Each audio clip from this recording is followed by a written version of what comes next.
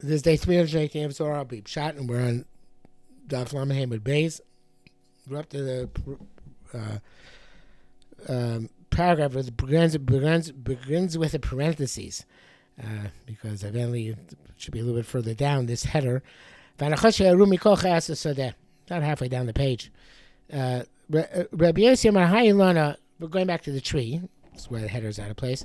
The Kamaran, this tree, which is we're speaking about, not clear if it's Eitzah or Eitzah Chaim.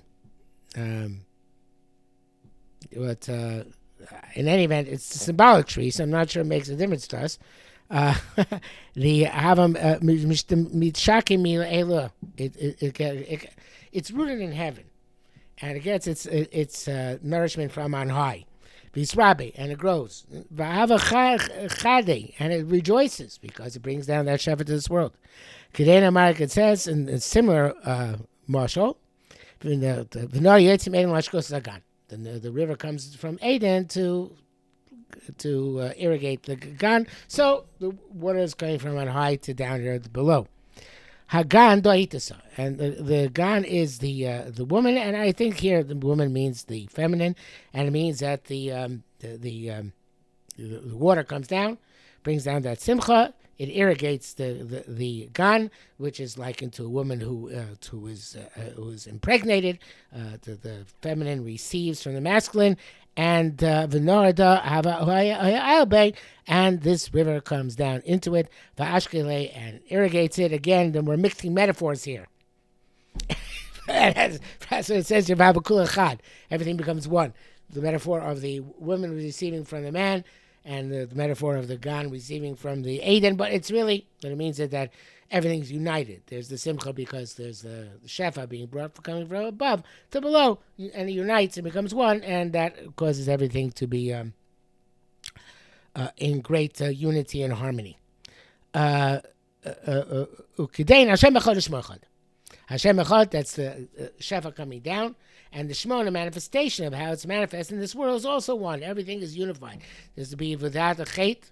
And again, I'm not sure that it's a chaim, it's a das. I don't really know. But without the chait, there would have been this connection between on high and below. And it's been diffusing the waters coming from Eden to the Gan, and causing the feminine to be able to take that which comes to the masculine and diffuse it and create these payros, this fruit down here below, this which is the Shemus of Hashem, the various different manifestations of the Kavod Hashem, the Kavod Shemaim down here below. Because from there and below comes the Pirud. In other words, the Pirud is down here below. Everything is unified on high. It's down here where everything separates. It becomes different Shemos. It becomes different Shemos of Hashem. Hashem Echad, Shemo Echad, yes, their name becomes unified with Hashem, but it's unification in multiplicity. That's the whole chiddush of the Bria, is that there should be a multiplicity, and all those Shems of Hashem are unified on high. Okay, now comes the true header of the paragraph, where it should say Nachash Arum, Nachash. And there's a fundamental machlokas, super duper basic machlokas. Yetzer Kamar do Yetzer HoRa. The Nachash here in Parshas Bereishis, it's the Yetzer HoRa. It's a metaphor. It's not a real snake. It's the Yetzer HoRa.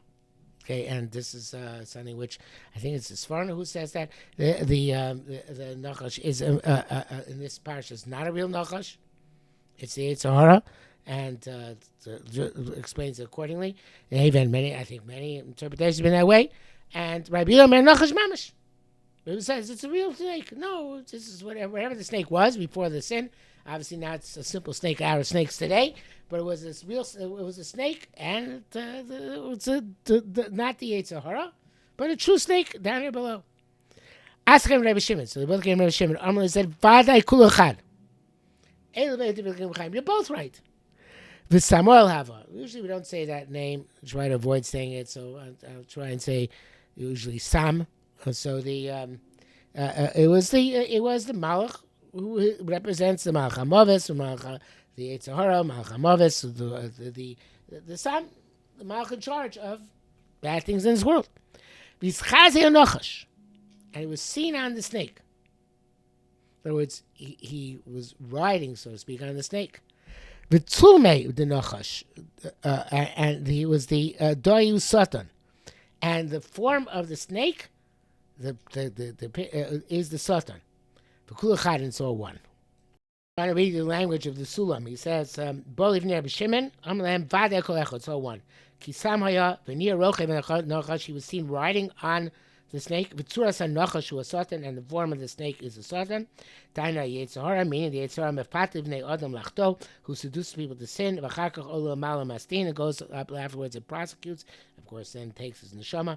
Reish kol echad. So it's all one. V'shalom asher Nachash hu Yetzer.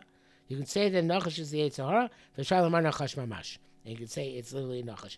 And the Zohar is going to go on to elaborate. But in the meantime, so we have this machlokes. Rabbi Yetzer, Rabbi Yehuda. Yetzer holds it was the Yetzer. Rabbi Yehuda holds is Nachash mamish. Rabbi Shimon Bar Yochai says, in this case, it was you could say it was a Nachash mamish, and you could say it's the Sam because they both came together, wrapped together. The Nachash was the form of the Yetzer. The Yetzer was riding on the Nachash, and they both came together. So this is something which, of course, we have to examine in much greater detail. The Zohar is going to go into it a little bit now. But this idea is that there is both the truth at the same time. You can have the Nachash in Parshas Beis being a literal Nachash, and you can have a Nachash being a symbolic Nachash, the Yetzer, and and you can have them working together. The Nachash is two of the Yetzer in order in Parshas Beis in order to get Adam to sin. Okay, we'll come back to that, of course, Mr. Shem.